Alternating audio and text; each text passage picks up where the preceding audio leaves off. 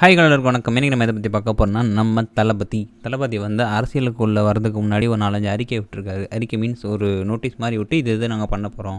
அதாவது என்னென்னா, விஜய் மக்கள் இயக்கம் சொல்லி பல நாளாக நாங்கள் எல்லாேருக்கும் சோஷியல் சர்வீஸ் பண்ணிக்கிட்டு இருந்தோம். ஸோ நிறைய ஹெல்ப் பண்ணிகிட்டு இருந்தோம், நிவாரண உதவிகள் பண்ணோம், எஜுகேஷனில் ஒரு ஏகப்பட்ட எங்களால் முடிஞ்ச எல்லா இதுக்குமே நாங்கள் போய் நின்று வந்தோம்.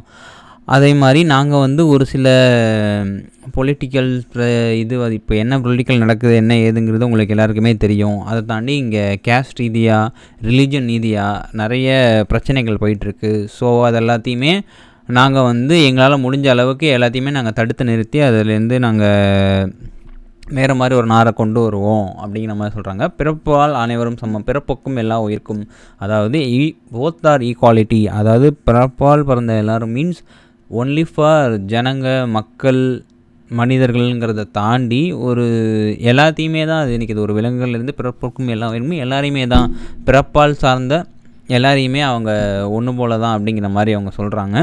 அது இல்லாமல் இதெல்லாம் சொல்லி முடிச்சுட்டு நாங்கள் இந்த மாதிரி இப்போ நடக்க போகிற நாடாளுமன்ற தேர்தலுக்கு நாங்கள் போட்டியிட போகிறதில்ல. ஸோ எங்களுடைய டார்கெட் வந்து பார்த்திங்கன்னா 2006 அந்த இதில் தான் எங்களுடைய இதாக போகுது. அதில் தான் நாங்கள் போட்டியிட போகிறோம்.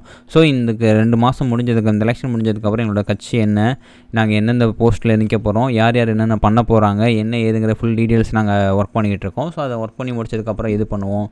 ஸோ நம்ம கட்சியோட நேம் வந்து தமிழ் வெற்றி கழகம், அதாவது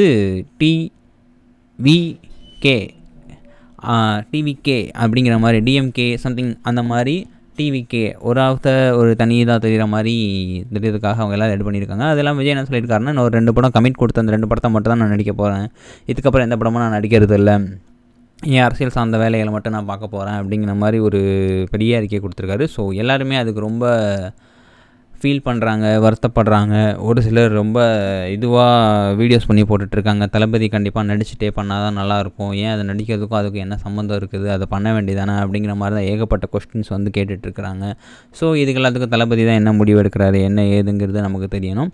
அது இல்லாமல் தளபதி வேறு இப்போ இந்த லியோ பார்ட் 2 வருங்கிற மாதிரி எல்லாருமே ரொம்ப எக்ஸ்பெக்ட் பண்ணிகிட்டு இருக்காங்க. ஸோ அதனால் அதுக்காக பயங்கரமாக வெயிட் பண்ணிகிட்ருக்காங்க. ஸோ அவங்களோட வெயிட்டிங்ஸோடைய, அதாவது நாடோட ரசிகர்களுடைய இதை வந்து தளபதி எப்படி அதை எடுத்துக்கொண்டு போக போகிறாரு, என்ன ஏதுங்கிற மாதிரி எல்லாமே வெயிட்டிங்லேருந்து பார்த்துட்ருக்குறோம். ஸோ அதுவும் இல்லாமல் எங்கள் அப்பா அம்மாவுக்கு நன்றி சொல்கிறேன். அவங்களால தான் எனக்கு இந்த எல்லா புகழும் கொடுத்த எல்லாருமே எனக்கு வழிகாட்டியாக இருந்து எல்லாம் பண்ணாங்க.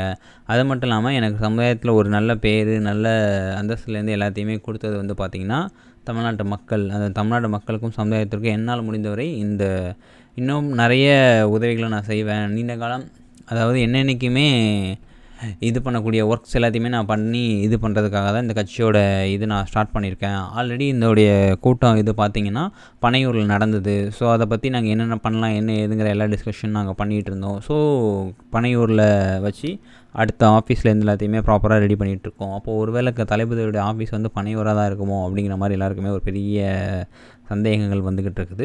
ஸோ அடுத்தடுத்த அறிக்கையில் என்னென்ன சொல்கிறாரு, என்ன ஏதுங்கிறத நம்ம பொறுத்திருந்து பார்க்கலாம். இந்த வீடியோ உங்களுக்கு பிடிச்சா லைக் பண்ணுங்கள், கமெண்ட் பண்ணுங்கள், ஷேர் பண்ணுங்கள். மறக்காம நம்ம நகீபேட் ஹாசனில்